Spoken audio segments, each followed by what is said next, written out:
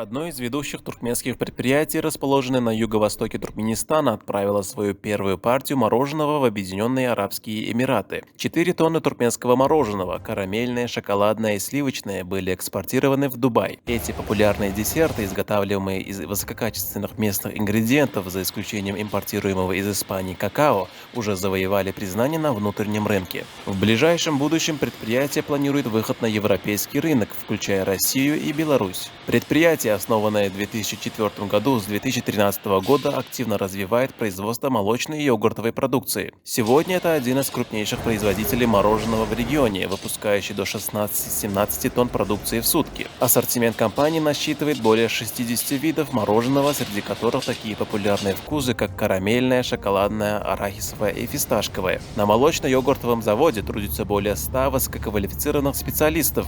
Ежедневно производится до 45 тонн молочной продукции, включая сливки, сыр и йогурт. Высокие стандарты хранения обеспечиваются специализированными складами, способными одновременно хранить до 40 тонн готовой продукции при температуре от минус 30 до 35 градусов, что гарантирует бесперебойные поставки. Помимо мороженого, предприятие производит кондитерские, колбасные, мясные изделия, а также полуфабрикаты и рыбную продукцию. В общем, на предприятии работают более 5000 человек, а его торговая сеть насчитывает свыше 18 тысяч точек продаж по всему Туркменистану. Компания уже успешно поставляет кондитерские изделия более чем в 15 стран мира, включая Россию, Иран, Таджикистан, Узбекистан, Казахстан, Вьетнам, Индию, Афганистан, Монголию, Азербайджан и Грузию. Популярность продукции компании также повышается благодаря сезонным акциям с ценными призами. Покупатели имеют шанс выиграть автомобили, стиральные машины, мобильные телефоны, велосипеды и другие подарки, что делает продукцию еще более привлекательной.